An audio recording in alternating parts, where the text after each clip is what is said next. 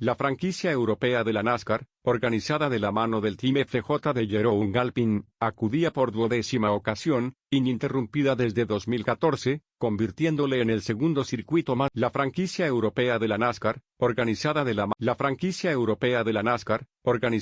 mano del Team FJ de Jeroen Galpin, acudía por 12ª ocasión, ininterrumpida desde 2014, convirtiéndole en el segundo circuito más. La franquicia europea de la NASCAR, organizada de la pero el concepto de un circuito en un estadio del trazado valenciano seguramente es el que más se adapte al espíritu de la competición de origen estadounidense. Como siempre, el campeonato se compone de un coche compartido por dos pilotos generalmente en dos clases, la Pro y la EuroNASCAR 2. Con 2 carreras por fin de semana en mismos coches con motor V8 y 5.7 litros de 400 caballos, una silueta con la posibilidad de optar por la carrocería del Chevrolet Camaro, Ford Mustang y Toyota. Por su parte, la Copa Racer traía la novedad de ampliar su parrilla más allá de los Mini, incorporando una categoría GT con los BMW M2 CS Coupe, lo que dotaba de más variedad al campeonato. Por su parte, la Copa Racer traía esta sí que se mantenía en la Copa Nacional organizada por V-Line, que consiste en la creación de una Copa Clio encubierta. En ambos casos, disputarían 2 carreras cada una durante el fin de. Calcula ahora el precio de tu seguro de coche con un sol que excedía lo primaveral. A las 10:20 de la mañana se disputaba la clasificación de la categoría Pro de la EuroNASCAR, compuesta de 2. En la primera, con todos los pilotos, se decidían los 10 que pasaban a la Superpole. En ella, fue el italiano Vittorio Ghirelli el que lograba una contundente pole con un tiempo de 1:40:773, único en bajar a esos registros, ya que dejaba a 0 En ella, fue el italiano Vittorio Ghirelli el que lograba una contundente pole con un tiempo de 1:40:773, único. A las 14 horas en punto se daba la salida lanzada de la primera carrera, y al llegar a la curva de Aspar era Dauenauer el que se hacía con el liderato de la prueba, seguido de un espectacular Bleekemolen.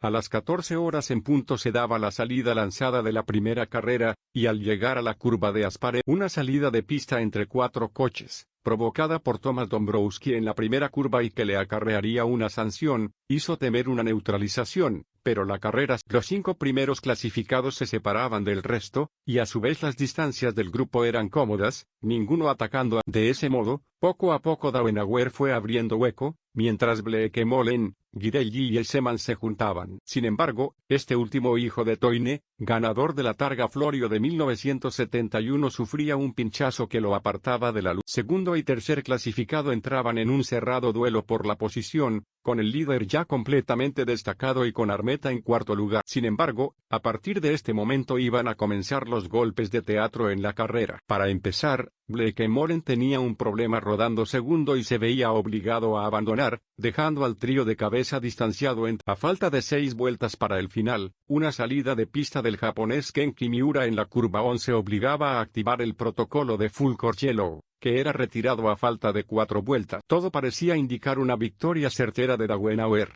pero a 2 vueltas de final, su Chevrolet Camaro tenía un problema, rodaba lento, y se veía adelantado por todo. Eso hacía que el poleman recuperase el liderato, que mantendría hasta meta logrando la victoria por delante de Armetta y el francés Lucas Lasserre. Este último, sin embargo, fue sancionado con 5 segundos por límites de pista, lo que dio el podio final al también francés, pero afincado en Valencia, Paul Jouffroy, que lucía la bandera autonómica. A las 17:30 horas se celebraba la primera carrera de la EuroNASCAR 2, en la cual, por la mañana, la pole la había logrado el luxemburgués Gilles Linster con un tiempo de 1:41. A las 17:30 horas se celebraba la primera carrera de la EuroNASCAR 2, en la cual, por la mañana, la pole la había logrado. Al apagarse el semáforo, Linster mantenía el liderato, pero al salir de la primera curva se tocaba con Doubeck en el exterior y pinchaba la rueda delantera derecha, haciendo que el poleman perdiese toda opción de victoria. De ese modo, Doubeck tomaba el liderato sobre Toffel con cierta distancia, mientras por detrás se desataba una pelea sin cuartel entre 4 pilotos, de la que en holandés Melvin de Groot salía con su para. De ese modo,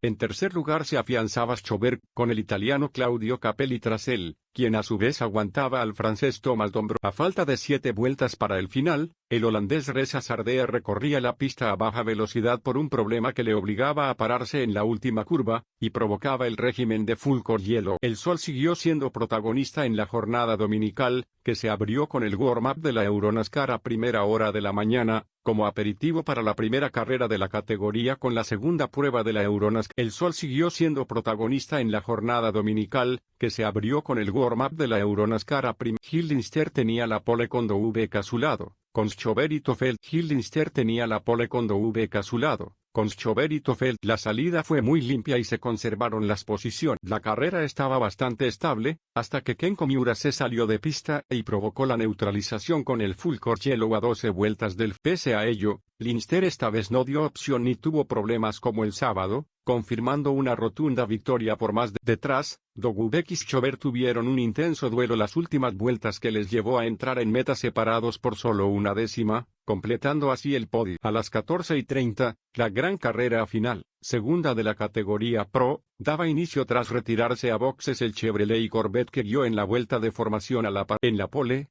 a su lado, Dauenauer, y justo tras ellos, Semans y Bleeke. La parrilla aceleró al apagarse el semáforo, y precisamente Bleekemolen era tocado por Girelli, que había salido mal y se había visto. El holandés salió lanzado hacia el muro, rebotó y volvió a pista, mientras por detrás se desataba el caos, y un accidente masivo que implicó a 5 pilotos, que abandonaron en el acto. Bleekemolen. El holandés salió lanzado hacia el muro, rebotó y nadie tuvo consecuencias físicas, pero Fjord sí se veía visiblemente emocionado por el shock de un accidente tan peligroso. Tras 20 minutos de retirar los coches y limpiar la pista, la carrera estaba lista para comenzar, a una vuelta menos, con la misma parrilla en los 3. Girelli salió bastante mejor y mantuvo el liderato ante un Semans que ascendió al segundo lugar. Los pilotos se tomaron las cosas con más calma, y no hubo ningún incidente en la primera vuelta. Semans comenzó a presionar con mucha intensidad a Girelli, y a 11 vueltas de final, el holandés completó un bonito adelantamiento en la primera curva para tomar. No solo eso, sino que comenzó a marcar su ritmo y a afianzarse en el liderato, mientras que Girelli sufría para contener a Dauenauer, aunque se libraba de sus ataques, y hacia el final lograba abrir un hueco. Aunque en el grupo las luchas eran más cerradas, el trío de cabeza se espaciaba, con Semans dando un auténtico recital de ritmo para lograr la victoria, seguido de Girelli. Con ese resultado, Girelli sale de Valencia líder del campeonato, y con muy buenas sensaciones iniciales tras su victoria y segundo puesto. En la Copa Racer, en la carrera sprint el sábado, en GT ganó Chema Reyes con el BMW, y en turismos Fernando Pan. El domingo, tanto en la sprint como en la carrera larga, la victoria fue para Antonio Sainero en GT en la larga compartiendo volante con su hermana Ana, mientras que en turismos, la sprint fue para Iván Velasco y el domingo, por su parte, Fabián Julia ganó las 2 carreras disputadas de la Copa. Finalizaba así una de las citas más populares del trazado valenciano. Dejó una entrada de 16.000 personas, que disfrutaron del espectáculo del automovilismo con tintes estadounidenses con múltiples actividades.